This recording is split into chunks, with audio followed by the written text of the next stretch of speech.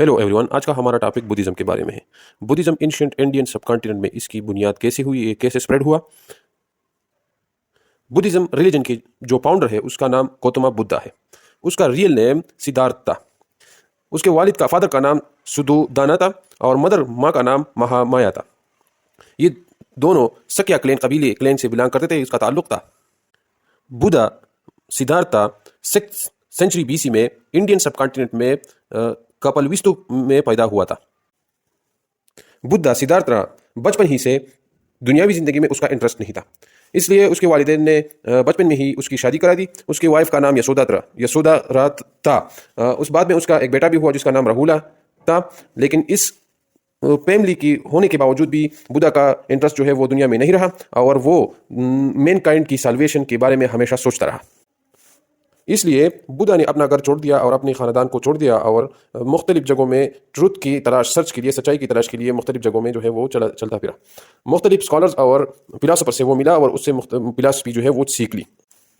मुख्तलिफ फिलासफर से फिलासफी सीखने के बाद, मुख्तलिफ स्कॉलर से उससे एजुकेशन हासिल करने के बाद भी उस बुद्धा को जो है वो सेटिस्फेक्शन नहीं मिली और बाद में वो ट्रुथ तलाश करने के लिए एक दरख्त के नीचे गया के मुकाम इंडियन सबकॉन्टिनेंट में गया एक जगह है, उसके में एक दरख्त के नीचे जो है वो बैठ गया और तकरीबन 6 साल तक वो मेडिटेशन में जो है बैठा रहा।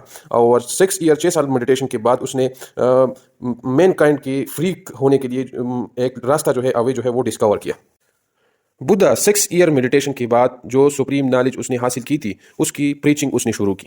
सबसे पहले उसने सरनाथ बनारस में इसकी प्रीचिंग शुरू की और मुख्तलिफ लोग उसके फॉलोअर्स बने। उसके बाद बुद्धा इंडियन सब कॉन्टिनेंट की दूसरी जगहों में चला गया और अपनी प्रीचिंग वहाँ पर की और वहाँ पर भी लोग उसके फॉलोअर्स हुए।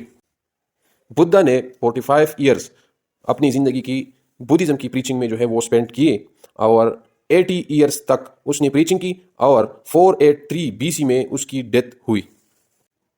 बुद्धिज़्म मजहब रिलीजन का जो प्रिंसिपल्स है या डॉक्ट्राइन्स है उसमें सबसे पहले है कि बुद्धिज़्म वैदिक जो राइट्स है या सेक्रीफाइस या अथॉरिटी है उसको वो रिपुडिएट तर्क करता है।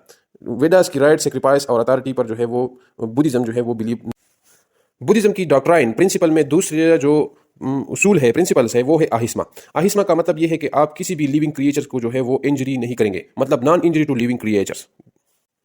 बुद्धिज़्म की प्रिंसिपल डॉक्ट्राइन्स में ये भी है कि बुद्धिज़्म कास्ट सिस्टम पर बिलीव नहीं करता, मतलब Buddhism is against caste system.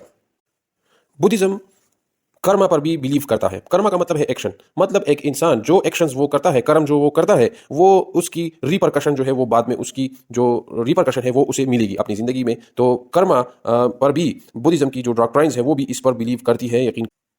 Buddhism transmigration of soul या रीबर्थ ऑफ अ पर्सन, दूसरी जन्म जो है उस पर भी बिलीव करती है। डॉक्ट्राइन्स में, प्रिंसिपल्स में बुद्धिज़्म ये भी बिलीव करता है कि इंसान की रीबर्थ जो है वो भी। बुद्धिज़्म की डॉक्ट्राइन्स प्रिंसिपल में निर्वाणा का उसूल भी है। निर्वाणा का मतलब है साल्वेशन, निजात। इसका मतलब ये है कि बंदा अपने निजात के लिए, साल्वेशन के लिए, निर्वाणा के लिए एक बंदे को चाहिए कि वो इस 8 पाथ्स पर जो है वो अपनी ज़िंदगी गुजारे। ये 8 पाथ्स जो है ये कौन से है? इसमें है right belief, right thought, right action, right speech, right means of livelihood, right endure, right remembrance and right meditation. तो इन 8 उसूलों पर जो है वो इंसान की साल्वेशन हो सकती है और साल्वेशन का उन्होंने बुद्धिज़्म में निर्वाणा कहा जाता है।